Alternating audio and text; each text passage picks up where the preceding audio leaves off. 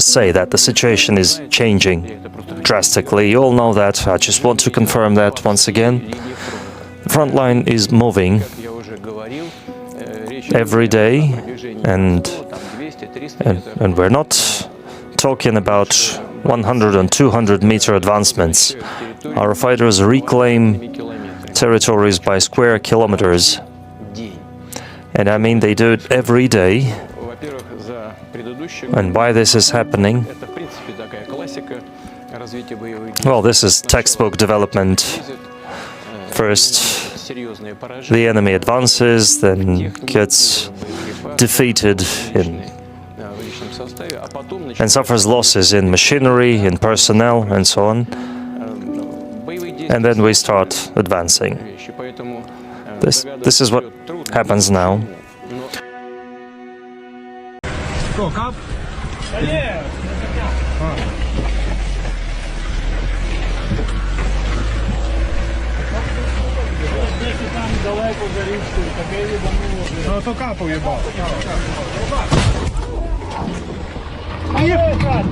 The armed forces of Ukraine are trying to stop the breakthrough of the Russian army south of Pokrovsk in the central part of Donbass with counterattacks.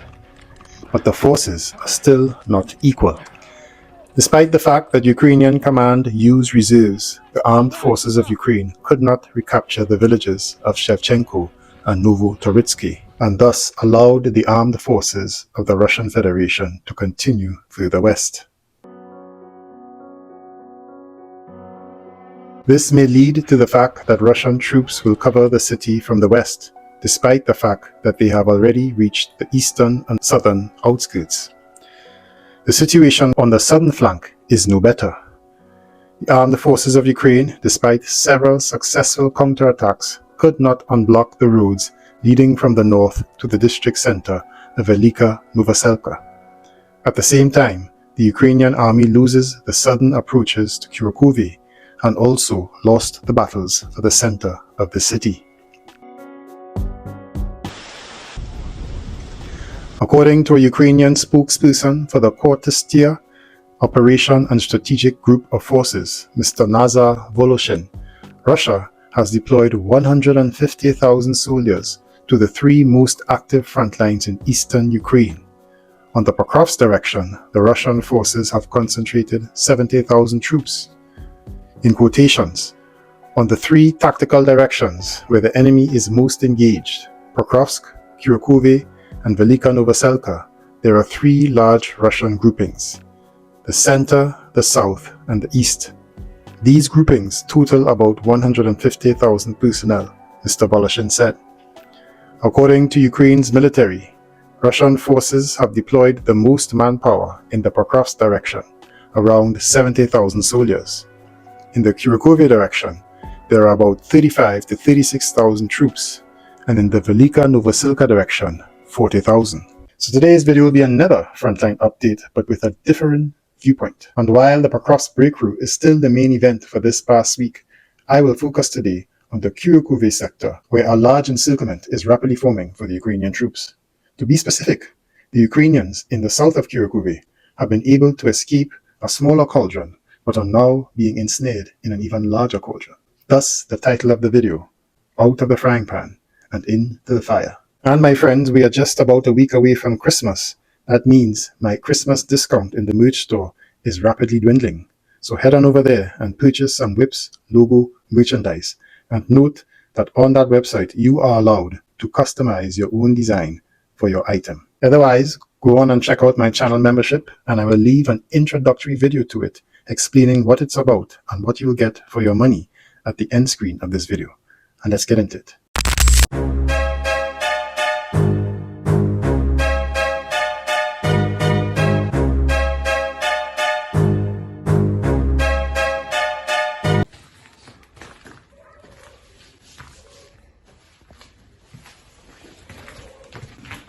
Товарищ офицер, посмотри. Ага.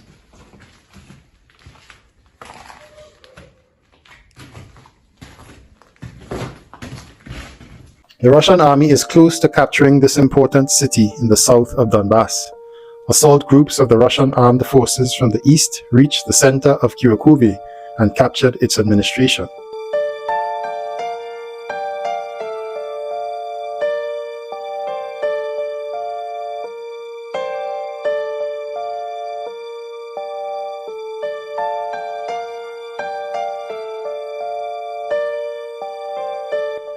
Only a vast industrial zone in the west of the city remains under the control of the armed forces of Ukraine. But this position, mind you, is also under threat from the flanks. From the north of Kurakhove, Russian troops captured the entire bank of the Kurakhove Reservoir and went to its dam on the Vovcha River.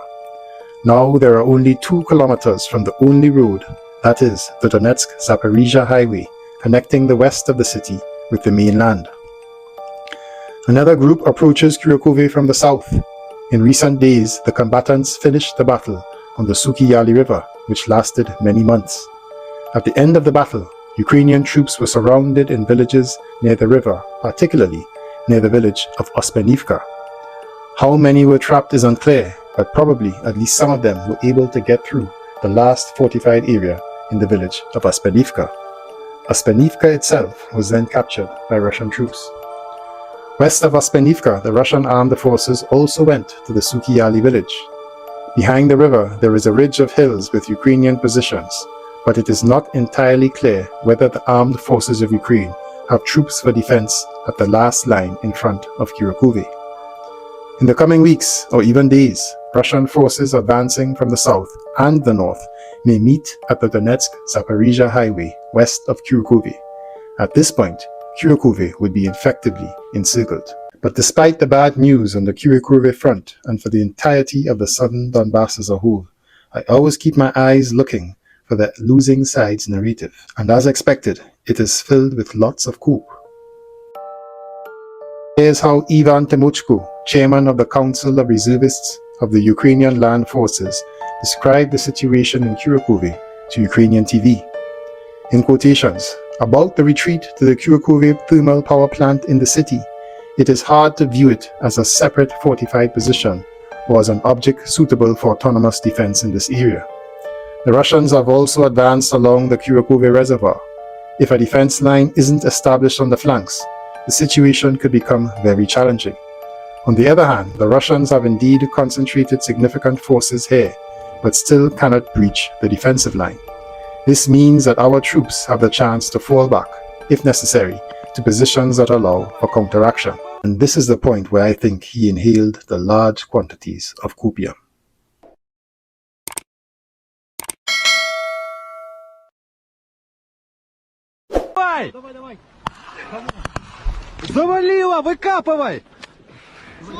According to Mr. Timochko, the Ukrainian armed forces in Ugledar, Kurakhove and Pokrovsk have achieved strategic objectives in defending the region. Those were his exact words. In the Pokrovsk area, Russia has massed around 70,000 troops. Near Kurakhove, about 40,000, and in VELYKA Novosilka direction, another 35 to 40,000. That is roughly 150,000 Russian soldiers concentrated in a narrow sector. Forces, he said, that could have been deployed elsewhere on the front. On top of that, the Russians have already lost 150,000 troops, either killed or wounded, as well as around 2,000 pieces of equipment, according to, and get this, British intelligence. He says that this clearly shows that while making tactical advances, Russia is exhausting its strategic reserves in such a confined area. So nothing new here, folks, the same bogus claims of inflated Russian casualties, relying on Western sources. That alone should tell you that this sounds like propaganda. How is it possible for British intelligence and their officers all the way in the UK to have any realistic idea of what's occurring on the front line in Ukraine? Have they sent journalists to speak with servicemen from both sides, the Russian and Ukrainian? I don't think we need to answer that question. And now we arrive at the main event.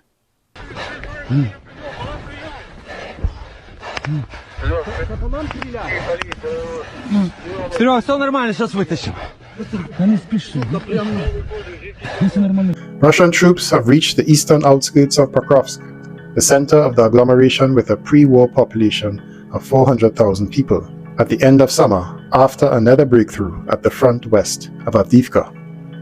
But then they did not storm the city. the direction of the strike was shifted to the south, in the direction of Kurakhove. The main part of the Ukrainian troops retreated there to the Zelenivka area and further to the Kurakhove reservoir.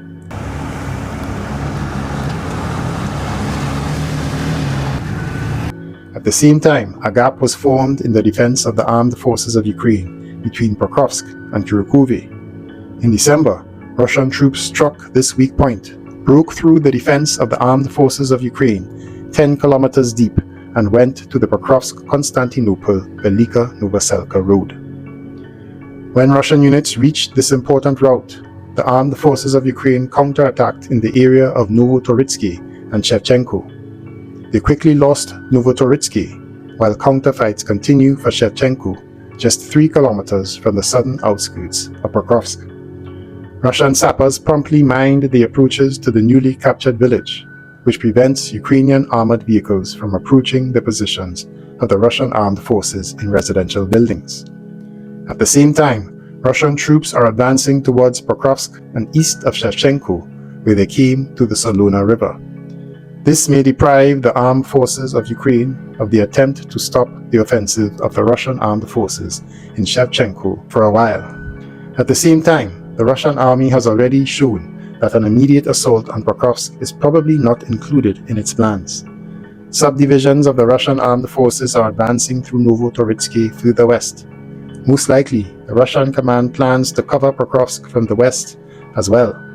All significant successes of the offensive of the armed forces of the Russian Federation in recent months are associated with semi-encirclements. This was the case in Zelenivka, Kurakhove, and VELYKA Novosilka. And speaking of which,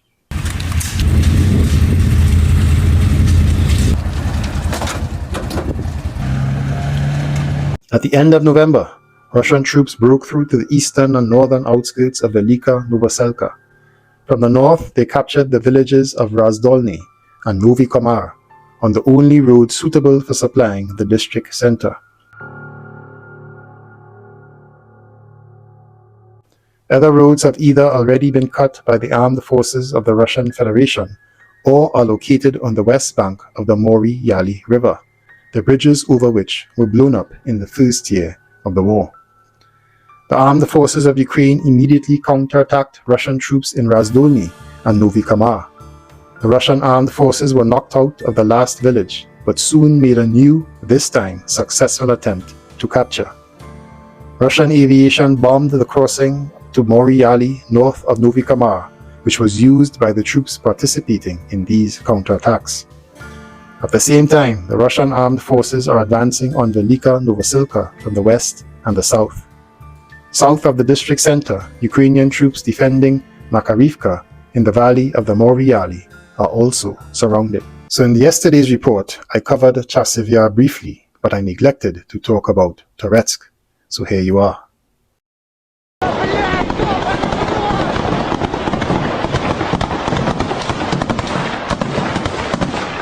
Russian troops are completing the capture of the city of Toretsk north of Golovka. The assault on the city and neighboring working villages went on for many months. In fact, it began since July. The reserves of the armed forces of Ukraine and their counterattacks stopped the Russian armed forces in the city center. But by December, the forces of the defenders had dried up. The Russian army occupied high-rise buildings in the center of Toretsk.